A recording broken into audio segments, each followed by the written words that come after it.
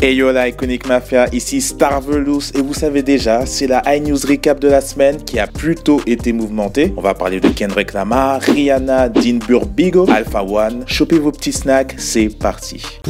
Kendrick Lamar qui t'y dit? Non, je plaisante. My emotions. Mais Internet y croyait presque cette semaine à cause d'une grossière rumeur d'un supposé leak concernant les prochains moves de la mafia de l'Ouest, comme le dirait si bien K-Dot. Et les annonces partagées en masse sur les réseaux, les radios, avec pour seule source, ouais, t'inquiète, d'un random du net étaient brutales.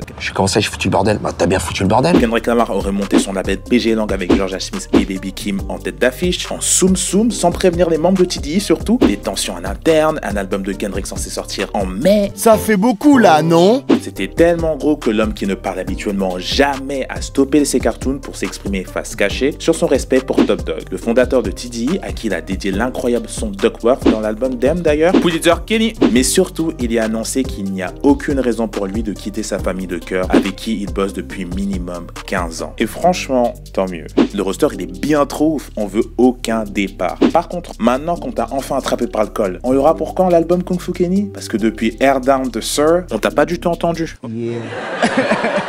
Ok, on a compris, la patience est une vertu, tout ça.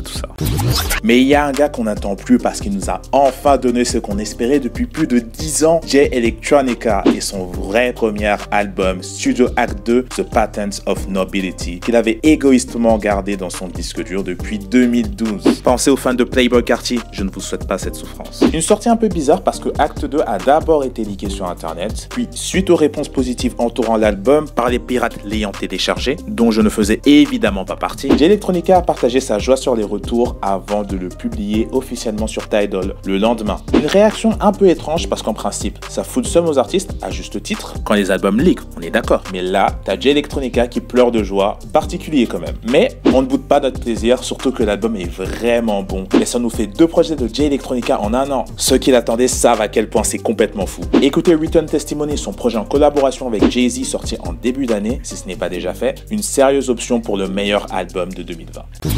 Rihanna aussi s'est faite remarquer sur internet suite à son défilé Fancy présentant sa nouvelle collection de lingerie. Jusque là, pas de problème, surtout qu'elle a été saluée pour son initiative de mettre différents modèles en avant, mais un sample utilisant des récitations religieuses musulmanes a été utilisé pour un morceau diffusé lors de son show, ce qui a blessé la communauté concernée et plus encore jugeant le titre irrespectueux. Le morceau n'était pas de Rihanna par ailleurs. Starfoula, moi je quitte cet endroit.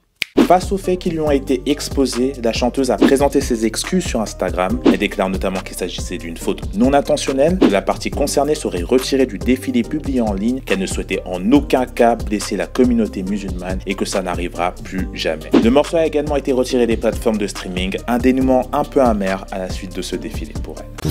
Maintenant, parlons d'une collaboration mode cross manga avec l'horloger G-Shock. Les mangas miracles de la vie continuent d'infiltrer le monde de la mode, y compris l'horlogerie, notamment chez la marque japonaise G-Shock qui enchaîne les collaborations en se basant sur les œuvres de son pays. À ce jour, ils ont déjà travaillé sur des montres Dragon Ball, One Piece et dernièrement c'est Captain Tsubasa et qui est Olivier Tom qui a eu droit à une montre à son effigie. Oh le bâtard. Une édition plutôt sympa, aux couleurs de l'équipe de Tsubasa, bleu et blanc, qui se base surtout sur l'excellente réédition du manga réalisé par David Productions, le studio derrière JoJo's Bizarre Adventure. En gros, animaté. Il y a un peu de Tsubasa sur le bracelet, le numéro 10, de quoi vous rappeler qu'il ne faut jamais abandonner rien qu'en jetant un petit coup d'œil à son poignet. L'esprit shonen on t'a dit. Mais plus que tout, c'est vraiment intéressant de voir comment les mangas s'imbriquent de plus en plus naturellement dans différents domaines. La mode, le rap avec PNL notamment, ça fait partie intégrante de notre culture maintenant. On a grandi avec. Mais il faut bien avouer qu'Olivier Tom, ça rend toujours nostalgique.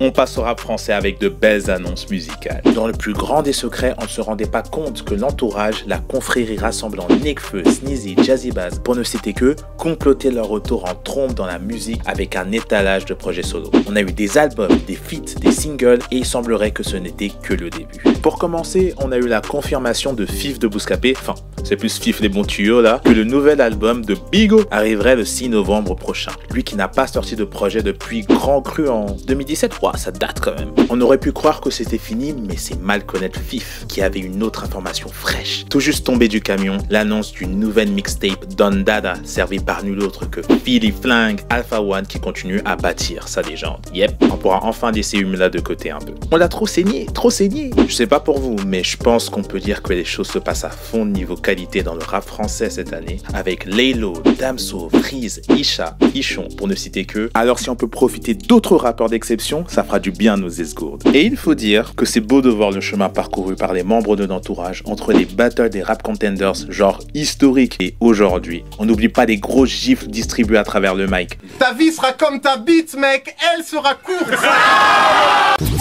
Voilà, c'est fini pour aujourd'hui. J'espère que vous avez apprécié votre moment. Comme d'hab, dites-nous ce qui vous a le plus fait réagir cette semaine. Niveau sortie, on était blindés, en commençant par Eddie One, star londonienne et grand maître de la drill qui nous a concocté un album d'exception intitulé Edna avec en feat Drake, Skepta, Future, Hype. Bref, un album à ne pas manquer. Il y avait aussi Terrace Martin et ses belles sonorités hip-hop jazz, Reason de TD, Trey Songz, D-Block Europe, un bon vendredi. Notre playlist est plus fraîche que jamais avec des bangers en passant par 21 Savage et Polo G à d'autres artistes plus nichés qui vous feront du bien aux oreilles. Et vous le savez très bien, l'intello de ce YouTube rap jeu, Chris d'Iconic, vous a encore préparé une nouvelle masterclass. Checkez tout ça. Sur ce, c'était Starvolous et je vous dis à la prochaine. Salut!